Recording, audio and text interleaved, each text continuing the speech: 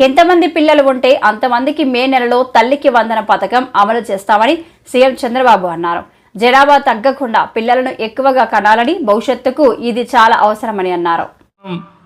అట్టడుగు నుండే 20%, పై నుండే 10%. ఈరోజు ఇక్కడ కూర్చున్న వాళ్ళు కొంతమంది మార్గదర్శులు ఉన్నారు. ఇప్పుడే మనోజ్ గారు అయితే అక్కడికి వచ్చినప్పుడు చూశాను. ఈరోజు వీళ్ళందరూ కూడా ఇక్కడ కూడా ఒక 5 మంది వచ్చారు. వీళ్ళకి సమాజం ఒక అవకాశం ఇచ్చింది, అందిపుచ్చుకున్నారు. ఈరోజు పారిశ్రామికవేత్తలుగా లేకుంటే మెరుగైన జీవన ప్రమాణాలతో ముందుకు పోయే పరిస్థితికి వచ్చారు. నేను ఒకప్పుడు జన్మభూమి పిలిపించాను, మీరందరూ స్పందించారు.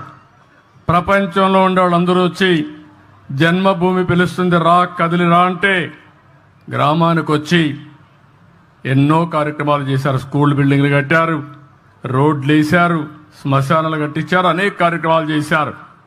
ఈరోజు నేను ఇచ్చే పిలుపు, ఎవరైతే సమాజంలో ఆర్థికంగా పైకొచ్చారో, తెలివితేటలున్నాయో అలాంటి మీరు తిరిగి సమాజానికి ఇవ్వాలి.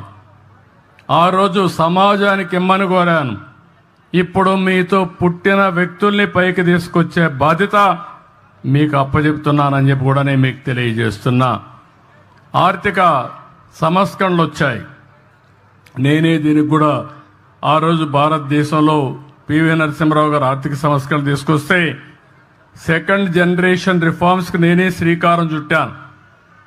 ఈరోజు మీరు చూస్తే బ్రహ్మాండమైన రోడ్లు వచ్చాయి. ఒకప్పుడు హైదరాబాద్ విజయవాడ రోడ్డు చూసేవాళ్ళం. ఈరోజు బాగా రోడ్డు ఉందంటే దానికి కారణం పీపీపీ విధానం, అంటే పబ్లిక్ ప్రైవేట్ పార్ట్నర్షిప్. ఈరోజు బ్రహ్మాండంగా మీరు సెల్ ఫోన్లో మాట్లాడుతున్నారంటే ప్రభుత్వం పెట్టిన సెల్ ఫోన్లు కాదు, ప్రభుత్వానికి కూడా ఆదాయం వస్తుంది ఈ సెల్ ఫోన్ల వల్ల. ప్రైవేట్ వ్యక్తులు సర్వీస్ ఇస్తారు, దానివల్ల వాళ్ళకు లాభాలు వస్తున్నాయి, మీకు మెరుగైన సేవలు అందుతున్నాయి. కరెంటు విషయంలో కానీ, అనేక విషయాల్లో, కాలేజీల విషయంలో కానీ చాలామంది ముందుకొచ్చి ఎన్ని పోయారు. కానీ ఈరోజు పీపీపీ విధానంలో ఫ్యాక్టరీ పెట్టినా వాళ్ళు పైకి వచ్చారు, తప్పులేదు. ఈరోజు సిఎస్ఆర్ కూడా పెట్టారు, కార్పొరేట్ సోషల్ రెస్పాన్సిబిలిటీ అని. కానీ కొన్ని కార్యక్రమాలు చేస్తున్నారు. కానీ ఈరోజు నేను తీసుకున్న కార్యక్రమం మీరు చూస్తే ఎప్పుడు కూడా 20-30 సంవత్సరాల ముందే నేను ఆలోచిస్తాను. సమాజాన్ని అధ్యయనం చేస్తూ ఉంటాను, ఎప్పటికప్పుడు అర్థం చేసుకుంటూ ఉంటాను. నా ఆలోచన ఒకటే, భారతదేశంలో పుట్టిన ఏ వ్యక్తి కానీ పేదరికంలో ఉండడానికి వీలు లేదు. మనం ఈరోజు వికసిత్ భారత్ మాట్లాడుతున్నాం. 2047కి ప్రపంచంలోనే భారతదేశం అగ్రస్థానంలో ఉంటామని. నేనైతే స్వర్ణ ఆంధ్రప్రదేశ్ తయారు చేశాను. స్వర్ణ ఆంధ్రప్రదేశ్లో 2047కి 55 లక్షల రూపాయలు తలసరి ఆదాయం. ఈరోజు 2,90,000 ఉంటే దీన్ని 23 ఏళ్లలో దగ్గర 20 సార్లు 20 రెట్లు 15 రెట్లు పెరిగే అవకాశం ఉంటుంది. అది సాధ్యమా అంటే సాధ్యం. దానికి కార్యాచరణ ప్రణాళిక తయారు చేస్తున్నాం. అదే సమయంలో ఇది కొంతమందికి ఆదాయం వచ్చి చాలామంది నిరుపేదలుగా ఉండడానికి వీలు లేదు. అందుకే చాలా రోజులు మదనపడ్డాను. ప్రభుత్వం అనేక కార్యక్రమాలు ఇస్తున్నాం. మొన్నే పేదల సేవలో నెల 1వ తారీఖున పింఛన్లు ఇచ్చాను. ఈరోజు మీరు చూస్తే 4,000 రూపాయలు పింఛన్ ఇచ్చే ప్రభుత్వం భారతదేశంలో ఒక్క ఆంధ్రప్రదేశ్ ప్రభుత్వం తప్ప ఎక్కడా లేదు. ఇక్కడుండే ఎన్డీఏ ప్రభుత్వం ఇస్తున్నాం. దివ్యాంగులకు 6,000 రూపాయలు ఇస్తున్నాం. ఒకప్పుడు 500 నేనే చేశాను. మళ్ళీ ఈరోజు వస్తే తర్వాత వచ్చిన తర్వాత 3,000 చేశాను. ఈరోజు 6,000 రూపాయలు చేసే పరిస్థితికి వచ్చాం. ఎవరైనా కిడ్నీ పేషెంట్లు కానీ లేకపోతే కొంతమంది లెప్రసీ పేషెంట్లు ఉంటే వాళ్లకు 10,000 ఇస్తున్నాం. బెడ్కి పరిమితమైనటువంటి వ్యక్తులకి కుటుంబ సభ్యుల్ని కొంతవరకు ఆదుకోవాలని 15,000 రూపాయలు ఇస్తున్నాం. మీరు చరిత్రలో ఎప్పుడన్నా ఎవ్వరు ఈ మాదిరిగా ఇచ్చిందే లేదు.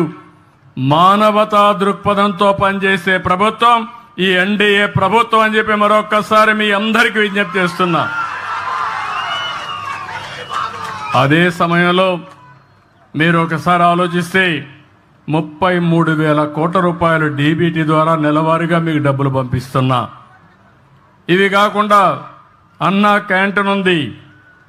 ఇది కాకుండా రేపే డిఎస్సి పెడుతున్నాం. ఇవి కాకుండా ఎస్సీలకు, ఎస్టీలకు, బీసీలకు, మైనారిటీ సోదరులకి అనేక కార్యక్రమాలని లోన్స్ ఇవ్వడం, స్వయం ఉపాధి కల్పించడం అనేక కార్యక్రమాలు చేస్తున్నాం. దీపం 2 ఇచ్చాం.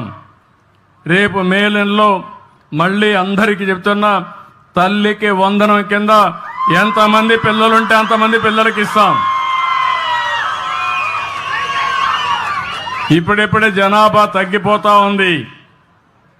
కనీసం ఒక కప్పులు ఎవరైతే భార్యాభర్త ఉన్నారో 2 పిల్లల కంటే తక్కువ కాకుండా 3 కంటే సంతోషం.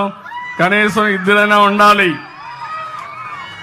లేకపోతే జనాభా తగ్గిపోతే, ముసలివాళ్ల సంఖ్య పెరిగితే, ఈరోజు అభివృద్ధి చెందిన దేశాల్లో జనాభా లేకుండా అవస్థపడే పరిస్థితికి వచ్చారు. ఆ పరిస్థితి మన దేశానికి రాకూడదు అనేది నా ఆకాంక్ష. దానికి కూడా మీ సెక్రటరీ ఏం ఎక్సర్సైజ్ చేశారో తెలియదు, ఈ ఊర్లో కలెక్టర్ గారు ఏం ఎక్సర్సైజ్ చేశారో తెలియదు.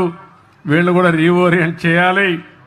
వాళ్ళు కూడా అభివృద్ధి మాట్లాడుతున్నారు తప్ప భవిష్యత్తు గురించి ఆలోచించే పరిస్థితిలో లేరు.